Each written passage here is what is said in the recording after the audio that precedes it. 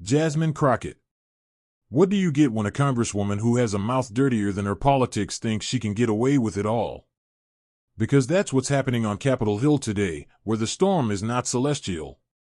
From the velvet pumps of somebody, Representative Jasmine Crockett, the junior, like, hey, check out my big voice and my big hair, rep from Texas who's more scandals than legislative victories, not to mention a thick cloud of controversy hanging over her perfectly teased head.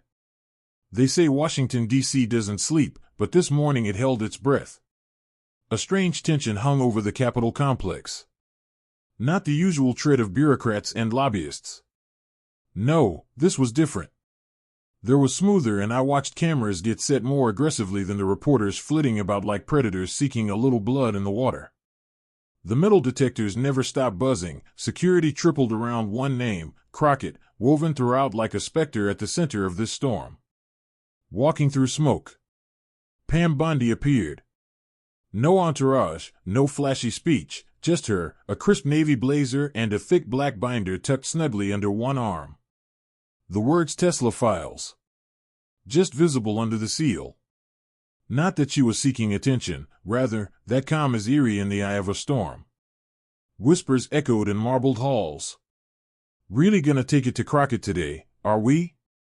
They say she contracted something really bad. Pam, don't come running until you got blood on the table, and oh, they're gonna be blood.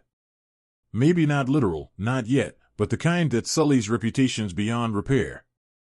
Charles Downs made it through security amid the clattering of journalists and loud-footed march of Capitol Police. His jaw was clenched, his camera bag zipped. He didn't smile. He wasn't here for a scoop. He was here to be held accountable. The kind that leaves not-so-good kind of bruises, or ethics complaints, and his wake was Laura Loomer, who needed no introduction, firebrand. Crusader, no sweetener, neat like straight liquor. Today, her anger brought receipts, and she wore it like a badge. The air became colder as the chamber filled with hearing. Some called it anticipation. Others referred to it as fear, but we knew better.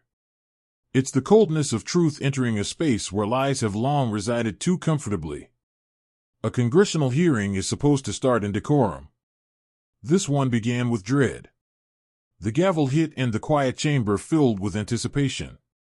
The committee meets today to consider serious ethical concerns related to the actions of Representative Jasmine Crockett, who has been accused of physically confronting the press in incendiary public statements, and whose possible threats to the public safety all but dwarf those of the accused, and merits similar scrutiny.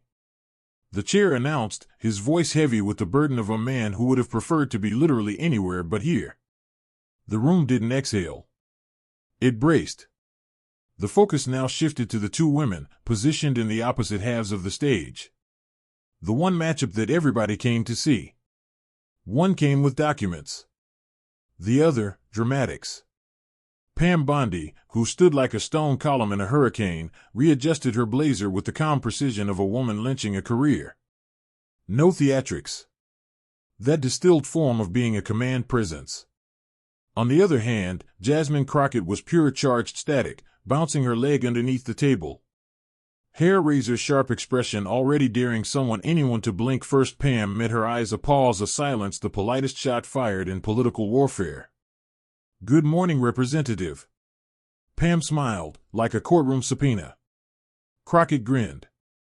The kind of smile that comes before scandal-breaking good. Well, Pam Bondi, the human being, assumed that you'd be too occupied with suing for your boss back in Florida. Pam didn't respond, and didn't need to. And she hit the folder in front of her with one soft sound, but it resonated like a drum roll. I came here for facts, not fiction, but I guess we'll hear both today. And with that, the gavel turned to Representative Crockett. Congresswoman, the floor is yours. Jasmine Crockett, like viewers in an arena, where she had built with her own hands the stage. She took the field as we might have expected, not with humility, not with contrition, but with fire and fury, also contained in the same worn-out narrative. Let's not waste time pretending this is an ethics test. It's about the coordinated smear campaign against a strong black woman who will not bend to billionaires' bad faith bullies and bots. There it was, the victim monologue delivered with the authority of a rehearse it in front of the mirror type. I have been stalked, harassed, hunted, and filmed without my knowledge by so-called reporters, twice, who work, not for the people, but for the radical right-wing establishment. Charles Downs, please. He's not a journalist. He's a stalker with a camera. The light slid out, and she turned briefly, theatrically, this time to Charles in the audience, unmoved yet, his unblinking camera cradled lightly in his lap. I was defending myself, that is, and I would do it again if another sleazebag tried to invade my space. She waved her hand dismissively at the press gallery. Her gold bangles jingling like alarm bells, then the list of punching bags that are familiar. Elon Musk, spoiled brat with a Wi-Fi fetish. Laura Loomer, a conspiracy theorist, masquerading as a crusader. Fox News, the fear and fascism propaganda factory in flag graphics. The room stirred. Someone scoffed. A few others looked at each other like, did she really just say that? Jasmine was far from done. She slammed her palm on the table, leaned in toward Pam Bondi, as if a prosecutor arguing against her own ego, and gazed into Ms. Bondi's eyes. What, you're trying to pull me in here like I'm a criminal? I'm not afraid of you, Pam. Not now. Not ever. A beat. On her side of the aisle, a smattering of polite clapping broke out. The kind of applause you give at kindergarten recitals or charity auctions when it's your duty to applaud something that wasn't very good. And just like that, Jasmine Crockett slumped back in her chair, satisfied, unaware. She had done it all but served up on a silver platter. Pam didn't respond. She didn't need to, because anyone creating that big of a noise is not usually secretive about how terrified they are of what comes next. And Bondi, she wasn't here to talk. She had arrived, and the folder in front of her was going to say a lot. And then, as soon as Jasmine Crockett thought she had her mic drop moment in the bag, here comes Pam Bondi, sitting there with one blank stare. Without saying a word, she opened her folder like she was about to pay a bill. Not detonate a bomb. With the press of her thumb on a little remote, the screen crackled to life behind her. No drama. No commentary. No setup. Just video.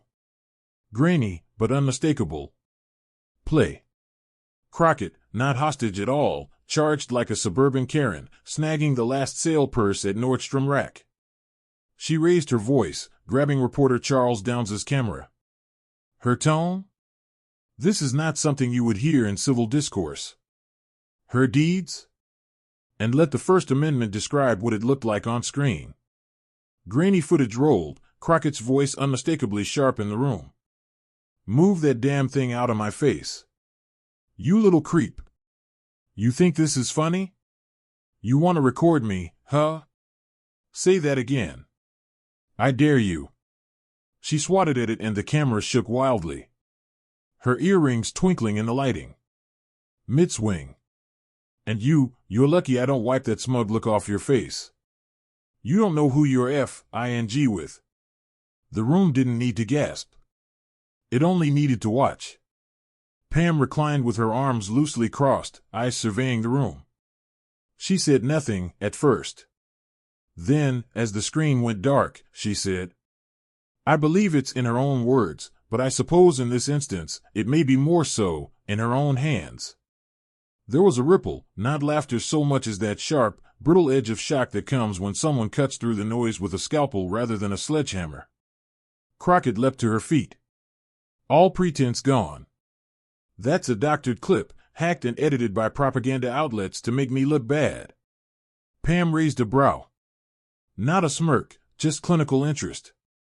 Ma'am, you need no propaganda to make you look bad on your own. You seem to have that part right. Crockett angrily pointed to Charles Downs in the rear row. Her voice turned shrill. He was harassing me. I had every right to defend myself. Pam didn't blink. Again. Silence from the tyranny of a question. Crockett pounded her hand on the desk. This is what you get when a black woman has the courage to speak truth to power. Pam tilted her head, and that way you do when looking closely at a bug in a glass. Or perhaps it's just what occurs when a person mistakes power for performance. The chair banged the gavel once. Twice. Firm and irritated. Representative Crockett, you're going to maintain order or lose your time. But Jasmine wasn't about to let decorum spoil her moment. This whole hearing is a political witch hunt. You guys don't care about the truth. You care about destroying one of your fellow Democratic candidates, someone who doesn't bow down before you or your billionaire donors. There it was, the script. The standard playbook when the facts won't cooperate with the script: shriek oppression, invoke the patriarchy, and offer up a few supplications. There was not that much irony in doing it while elected office and national attention held. Pam gave the dust time to settle and then spoke, almost casually. Congresswoman, nobody is silencing you here. Well, that's part of the problem. She clasped her hands at that point. The screen went dark again, but the image was already burned into the minds of everyone in the room. Because Crockett hadn't simply lost control, she had lost the narrative. She had given Bondi the first applause. Not applause of approval, but applause of confirmation. A voiceless sound of facts, of video, of truth clapping. And the room? It was no longer leaning forward. It was starting to lean away. The hearing room, still echoing with the high-definition video of Crockett's fit, hadn't yet quieted before yet another voice unmistakably pierced the static. But this time, it wasn't Bondi. It was Laura Loomer, uninvited but saying she was not unwelcome to be there, coming to the post-debate party like a conservative phoenix with a USB full of reckoning. Mr. Chairman, she said, waving a tablet. Your permission. I have video of Congressman Crockett doing and saying something bewildering at a public event in Texas last week. The chairman hesitated, not because he doubted the relevance, but because he knew exactly where this train was heading. Go ahead, he sighed. Click. Play. There, broadcast for all to see, was the Congresswoman Jasmine Crockett of Texas standing on a stage with a microphone in her hand, surrounded by fellow supporters who either didn't know better or didn't care. Her voice was heard, clear and crisp, like an alert shadowed by a joke. Look, I don't want flowers. I don't want gifts. For my birthday, I just want to see Elon Musk go down in flames. For real. That would make my day. The audience laughed, but not the laugh that reads, "Ha ha, she's being silly." It was one of those that goes, wait, did she really just say that? Crockett leaned into the mic, a smile that could cut steel on his face. For real, y'all? That would be the best fucking gift ever. Silence. Not from the video, from the room watching it. Pam Bondi didn't jump in. She didn't need to. Crockett, still recovering from the slings and arrows of her previous outburst, sighed theatrically. Oh, come on. That was a joke. A birthday joke. I mean, who hasn't said something wild on their birthday? She smiled, but the smile didn't land. No one smiled back. Then Pam came in, finally, voice as light as a feather, as sharp as a switchblade. Oh really, Congresswoman? Just another one of those birthday coincidences? The same night that the Tesla plant in Austin burned? You could almost hear the air escaping the room. A soft shuffle of papers. A throat cleared. The silent shriek of, oh no she didn't. Crockett opened her mouth, but her comeback was slow to arrive. That's ridiculous. You can't link my words to what someone else did. Pam nodded, eyes focused, no blinking. Of course not. It's words that are harmless, until they aren't. And there it was.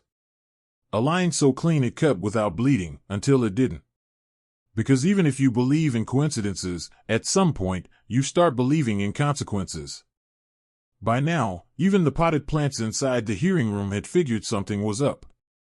Pam Bondi flipped over the next page in her folder, and a Tesla PR team in D.C. somewhere started sweating through their chinos.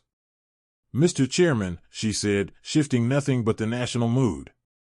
I'd like to introduce into evidence a field report that was submitted by the FBI and Texas Department of Public Safety regarding a fire that occurred at the Tesla Gigafactory in Austin, March 29th. It was that same night that Representative Crockett made her now famous birthday wish. A staff member placed a flash drive in her hands as if it were radioactive. Also featured, a 911 transcript, eyewitness accounts, photos from the scene, and the findings of an arson investigator who used the words accelerants, deliberate ignition, and, her personal favorite, coordinated timing. Then she hit play. The footage flashed on the screen. No cinematic varnish, no soundtrack, only unmediated, real-time devastation. Steel frames bent like cheap plastic. Mushroom clouds ascending as if from Exodus. This wasn't vandalism. It was an inferno. Panic cut in, a voice from a 911 call, jagged and frantic. "It's the Tesla place. I heard Musk's going down and suddenly, boom, fire everywhere." There it was. Not a metaphor. Not a meme. Just torching, maybe at the urging of people who heard Jasmine Crockett's comments as a call to arms and a matchbook. And she snorted so loudly that everyone knew how unimpressed she was. "Let me guess, now you figure my birthday party turned into a terror plot. This is a joke, right?" She laughed. The sound? How broken glass in a blender sounds. "You're really saying I'm responsible for this because I made a joke about Elon Musk? Ever hear of free speech, y'all?" Pam answered, not even looking up, as though she were talking across her own private frequency to God. Free speech does not mean free from consequences, particularly when your punchline is someone's income going up in smoke. Crockett rolled her eyes hard enough that the gallery could have used them ceiling fans. "Please. I see what this is. A band of white conservatives attempting to portray me as some sort of black militant rabble-rouser. You're tired, you're racist, and to even pretend that this has anything to do with me is insulting." She sighed, arms crossed smugly, as if race-baiting were a fire extinguisher. Pam turned around in slow motion, as if righting herself from a trance, then said the one thing that couldn't be taken back. "Congresswoman, if you're innocent, why are you changing the subject?" Boom. No flames, just Bondi. She didn't raise her voice. Didn't even uncross her arms. She didn't have to sound powerful, she had facts doing push-ups behind her. Crockett opened her mouth again, but missed her cue. The room wasn't with her. Even the self-conscious chuckle from her aide landed like a wet balloon. And then the kill shot didn't come from Bondi. It was a moderating voice, from across the aisle, a moderate independent whose charisma was that of unbuttered toast, his moral clarity that of a first-year ethics professor. "Representative Crockett," he inquired, peering at his notes, "do you think elected officials have any type of ethical responsibility when it comes to what they say and what the words they use may do to people?" Not a gotcha. Worse, it was earnest. And in politics, earnestness is more dangerous than any prosecutor. Crockett blinked. Then blinked again. Then said, "Nothing useful. Because you can tweet your way through controversy and yell your way through headlines, but you can't bluff your way through accountability." Jasmine Crockett had rat-holed responsibility for a while now, like it was jury duty. And Bondi? She wasn't finished. Not even close. Pam grabbed a thin sheet of paper, the sort that doesn't appear dangerous until it is read aloud. "Let the record reflect," she said flatly, "that Representative Crockett, in a live stream now circulating among the Twitterverse, said the following about Senator Ted Cruz, and I quote, 'He needs to be knocked over the head.' Not gently, for real." Pam didn't dress it up. She didn't have to. It landed all on its own. Then she flipped the page. Referring later to Governor Greg Abbott, she said, and this is a quote, "Y'all know Governor Hot Wheels down there. The only hot thing about him is he's a hot-ass mess." Members of the committee changed. Not from drama. From disgust. Pam looked up. You can disagree with someone's politics without making fun of their disability. You can be fierce and not be cruel. But apparently some in this chamber have confused vulgarity with virtue. It failed to cool down the temperature. It curdled it. Crockett, sensing the backlash, leaned into her mic as if she was reading for the world's least convincing redemption arc. Okay. So let's quit pretending like y'all don't say wild shit either. That was a joke. That's how we talk. Street style. Y'all don't get it. Pam didn't respond to Crockett this time. She spoke to the room. Seemingly cruelty now has a dialect. Then she pivoted, facing Crockett directly. Her voice stayed flat. I see. There is nothing courageous about mocking a man in a wheelchair. Wanting to beat someone's head in is not a bold thing. And if that's your idea of leadership, I shudder at your definition of disgrace. Crockett laughed, but it came out wrong. Too loud. Too desperate. You're mad because I don't play nice. I say what people think. That's why I get support. She waved vaguely in the direction of a few heads that nodded in the audience, heads that disappeared the instant cameras pan. And then, softly, from the panel, a Democrat who hadn't spoken all day cleared her throat. Support fades. But words? Words stick. And for that instant, Crockett stopped seeming like a revolutionary. She seemed like a person who had mistaken a microphone for a megaphone, and who forgot that loudness doesn't make something valuable. Even the spare microphones wished they hadn't bothered to be turned on by now. Jasmine Crockett wasn't only being cornered, she was starting a fire in the whole room. Her own words from Texas had just exploded into flame. She had been riffing on the disabled governor up there in the room. Her fantasy of violent retribution against the sitting senator. Any other lawmaker might have gotten the message. Paused. Maybe, God forbid, reflected. But Crockett was not made that way. When the heat is on, she doesn't retreat. She throws gasoline. You want a circus? She hissed, her voice trembling in a range between rage and panic. Well then, congratulations. Because that's what this is. A damn circus. Her finger trembled with barely repressed venom as she pointed at Bondi. You, Bo, you're nothing but a glorified hitwoman for Trump. A blonde mannequin with a JD and an avocation for defending the regime. That's what this is. You all don't care about ethics. You care about optics. Pam didn't blink. This, she said blandly, coming from a person who made her birthday a fire hazard. Crockett snapped.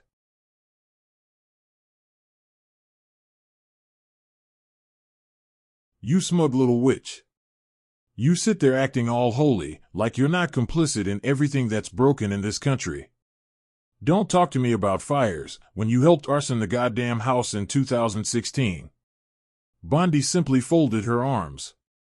Calm as a judge. There was no need to debate, the verdict was already playing out in real time. He was unraveling like a cable news segment that begins with breaking and ends with yikes. Let's discuss January 6th, Pam. Crockett barked. Where were you when your people at your MAGA cult smeared shit on the walls of this building? You weren't outraged then.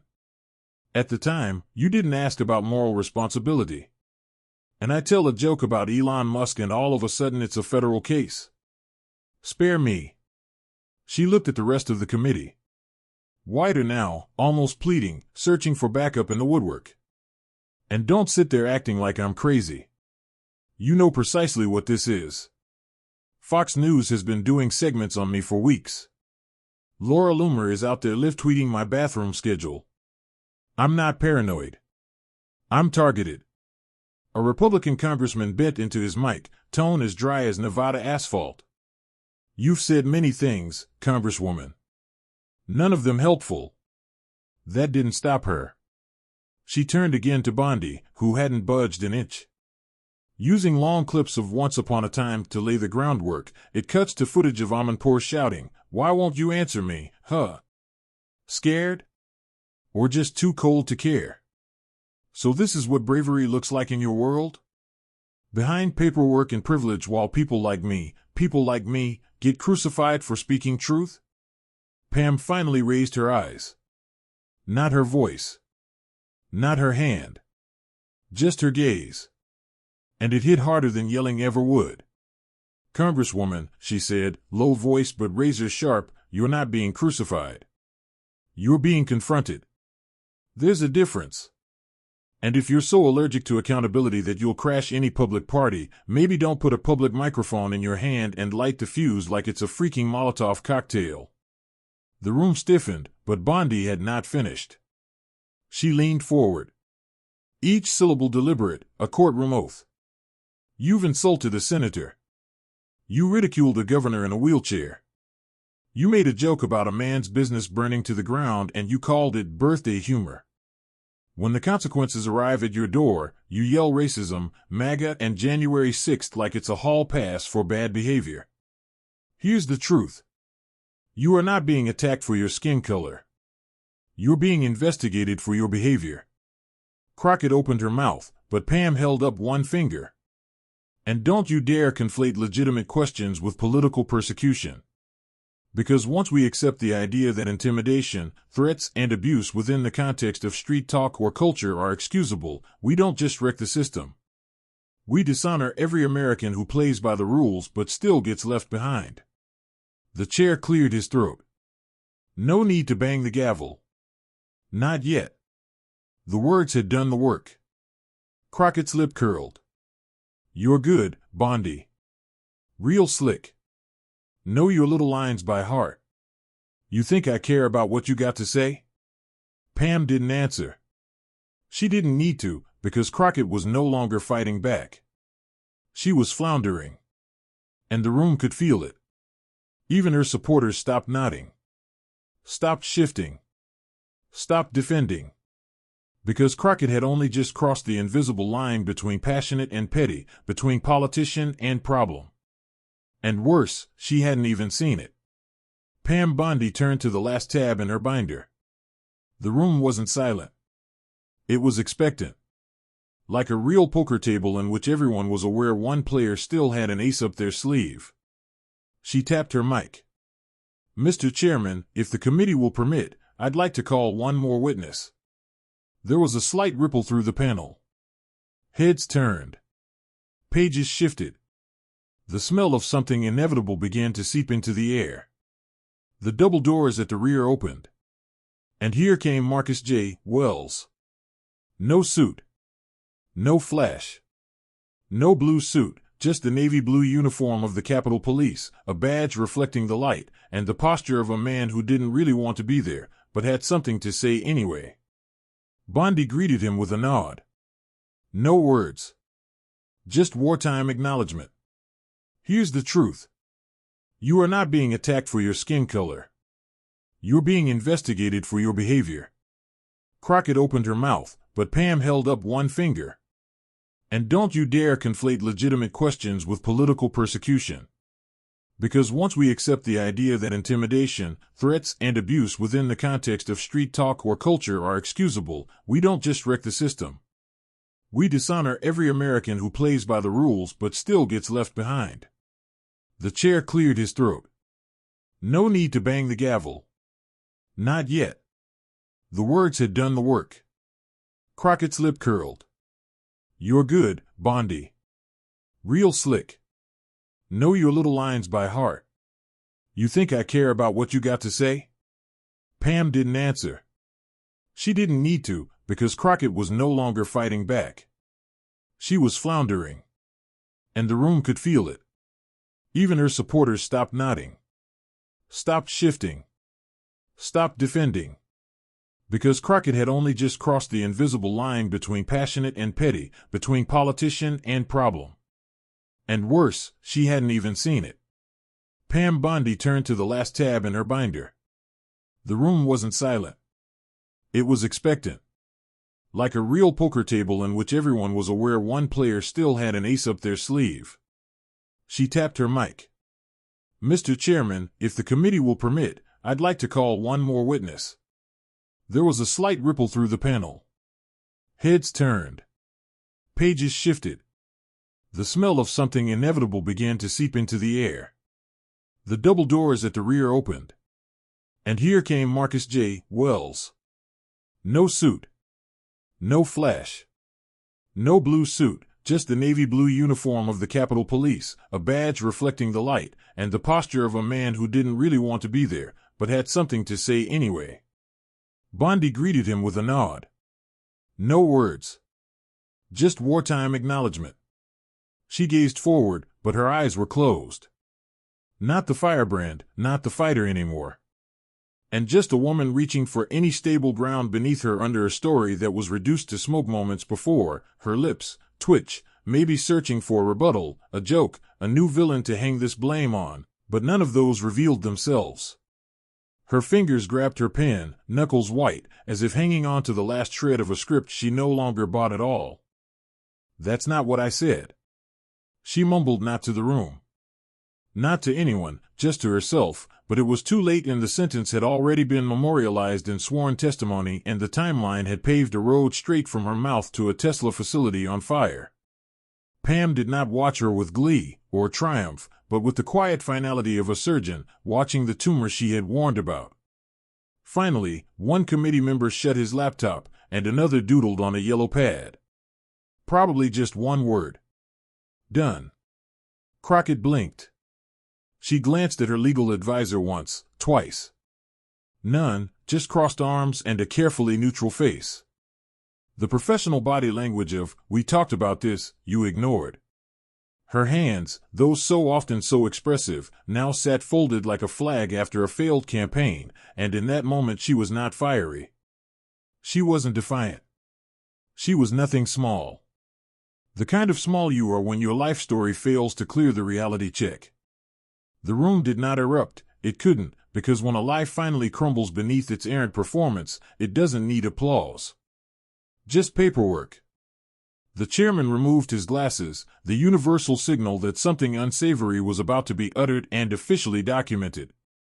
Committee finds conduct of Representative Jasmine Crockett warrants full ethics investigation based on the testimony during the hearing and corroborating documents entered into the record. The Department of Justice should also consider whether any of these actions amount to criminal liability, such as incitement, obstruction of justice, and violation of public trust. He did not raise his voice, he did not scowl. He just said it and let the sentence do the work of sentencing. Crockett did not look like a warrior, nor like a victim. She looked like a passenger who had just discovered that the plane had touched down in a country that she didn't recognize and that the passport she had boarded with was no longer good. Her face. The glorious, speaking battle of bravado had gone white, not in fright but in reckoning, the sort that doesn't itch, it leeches. She said nothing, which wound up being an odd, lucky decision, the first good decision she'd made in hours. Outside the chamber, the press waited. Cameras pointed. Lenses zoomed. Mics drawn like rifles, only no one called her name. Nobody barked questions, because the emptiness that follows a scandal is punishment worse than outrage. At least outrage means, at least, you're still a player. Pam Bondi rose quietly. She did not adjust her blouse. She didn't scan the crowd. She wouldn't so much as look at Crockett. She grabbed her folder, the one that had dissected a political career, and marched out like somebody who had come to work, not war, and didn't need to wait for applause. She'd brought receipts. By the next morning, Jasmine Crockett's once boiling narrative was reduced to little more than ash atop the powdered sugar and syrup in front of her, and not the figurative kind. Cable news panels panned the hearing like kids on Christmas. Breakfast staffers were betting on clips, redistributing, slowing them down, and mummifying them. On News Nation, one news anchor referred to it as the implosion heard round the Beltway. Not even MSNBC could spin it. Halfway through the aired file, one host sighed and muttered, "We had nothing but self-demolition, not a takedown." The New York Times used all of 800 words on it, under a photo that suggested Crockett had just been asked to explain basic ethics, and failed. The headline, clinical, as if simply bored, explosive hearing leads to ethics probe for Crockett. Explosive.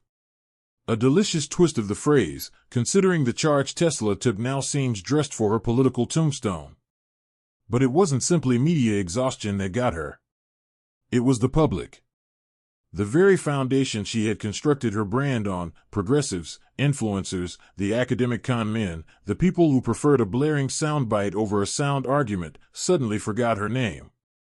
Silence from the same people who once shared her TikToks with fire emojis and called her the embodiment of truth. And the outraged crowd? They went for the next viral target, because martyrdom is only useful so long as the mob believes in you. She committed the one sin that can't be forgiven in modern politics. She made it too easy to walk back its defense of her. At a smaller press gaggle beside the Capitol steps, a little rookie reporter with a lanyard that was too big and confidence that was too little raised a hand that shook. He didn't want to pose the question, but his editor did. "Ms. Bondi," he said, clearing his throat. "With all due respect, how could you be so calm? All of those accusations, insults. Why didn't you hit back?" Pam Bondi looked at him, the look given to someone who hasn't realized yet that not every war is won by screaming.